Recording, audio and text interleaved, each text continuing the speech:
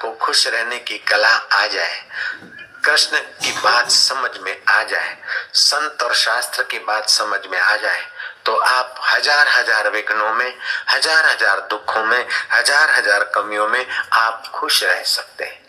और मन की बेवकूफी के अनुसार आप चलने लगे तो हजार हजार सुखों में, हजार हजार सुविधाओं में, हजार हजार अनुकूलता में आप परेशान हो सकते हैं। ऐसे कई मूर्खों को जानता हूं जिनको अपनी गाड़ी है, अपना टेलीफोन है, अपने बैंक बैलेंस है, फिर भी दुखी है, टेंशन है, परेशान है और रोग बढ़ता जा रहा है। और ऐसे व्यक्तियों को भी मैंने देखा, जाना, सुना है कि जिनको संसार के तरफ से खूब मुसीबतें, फिर भी स्वस्थ है, प्रसन्न है और उनसे मिलने वाले भी खुशहाल हो जाते हैं। एक घटित घटना, इंदिरा गांधी की गुरु आनंदमयी मां जिस महापुरुष के चरणों में बैठकर कथा सुनती थी, अखंडानंद सरस्वती, वे अखंडानंद बाबा जी नहीं बने थे, विद्यार्थी थे। उनका नाम शांतनु था। शांतनु खेलते थे तो उनके साथ कई बच्चे खेलते थे। उन बच्चों में एक 65 साल का बच्चा आ जाता था। 65 साल का बूढ़ा बच्चों के साथ बच्चों की नाई खेल खेले। शांतनु ने एक दिन उबकर किसी संत को कहा कि गजब हो गया, 65-70 साल का बूढ़ा हमारे साथ खेलता है, हंसता रहता है, ताली ठोककर ठाका मारता है, बड़ा विनोद करता है, और हम चले जाते स्कूल तो दूसरी कोई टोली हो तो उसमें मिल जाता है। घोड़ा घोड़ा बनने का आता है तो वो घोड़ा बन जाता है और हमें पीठ पे चढ़ाकर घुमा देता है, और हम हारते और उसको हमको घोड़ा बनने का होता है तो बोला कोई बात नहीं, मैं अपना हाथ ही रख लेता हूँ। गजब का बूढ़ा है तो अच्छा, लेकिन बच्चों के साथ जहां तक ये बूढ़ा टपक पड़ता है। कभी कभी महाराज हमको अच्छा नहीं लगता। महाराज ने कहा इस बूढ़े की तुमने कथा सुनी नहीं, इस बूढ़े की जिंदगी में गौर करो, काम में आएगा। ये बूढ़ा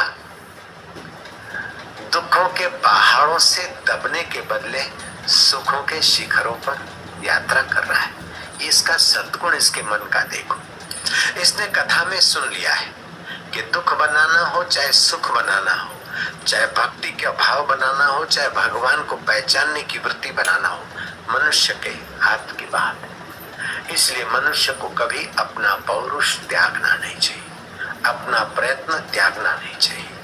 अपने को तुच्छ दीनहीन काहे करूं, मैं तो अबला बाई हूँ, काहे करूं रे, मोर तो आदमी माने कोई नहीं, काहे करूं रे बाया, मोर तो मैं तो मरूं, मोर तो कर्मरा लेख लकिया है। नहीं, मनुष्य के पुरुषार्थ में भगवान ने बल दिया है, लेख को मेघ मार सकता है। 3 प्रकार के लेख होते हैं। एक साधारण प्रारब्ध होता है, उसको थोड़े से पुरुषार्थ से बदल सकते हैं। दूसरा तीव्र प्रारब्ध है, उसको तीव्र पुरुषार्थ से बदला जाता है। तीसरा तर तीव्र पुरुषार्थ है, उसको भोगना पड़ता है प्रारब्ध को। जैसे साधारण रोग, मध्यम रोग और तर तीव्र रोग। तो तर तीव्र तो कभी कभार कहीं होता है, बाकी तो प्रारब्ध बदल जाता है। पुरुषार्थ के आगे प्रारब्ध पंगु हो जाता है। और फिर भी अगर तीव्र प्रारब्ध है तभी भी सम रहने का पुरुषार्थ तो आपके हाथ में। ये सब गुजर जाएगा। गम की अंधेरी रात में दिल को न बेकरार कर, सुबह जरूर आएगी, सुबह का इंतजार करके अपने मन को ठोस बनाना चाहिए।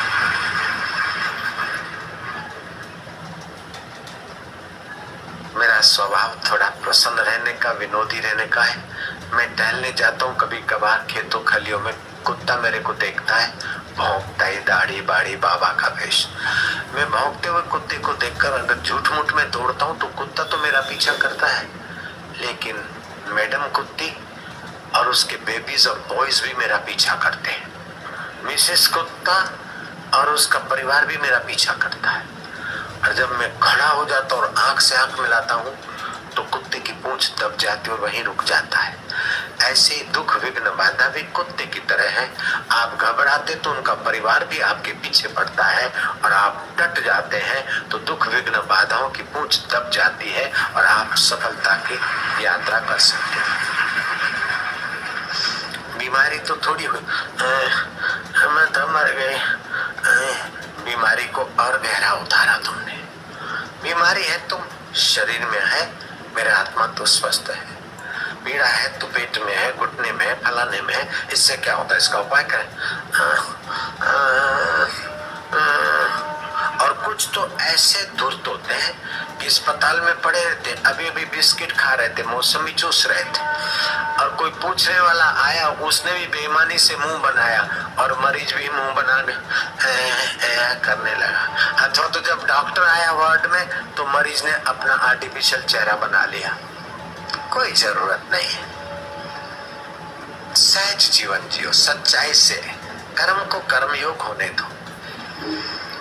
बूढ़ा साधारण व्यक्ति नहीं, बूढ़े के घर में और बूढ़े के सिर पर मुसीबतों के पहाड़ हैं, फिर भी इसने सत्संग से कला सीख ली।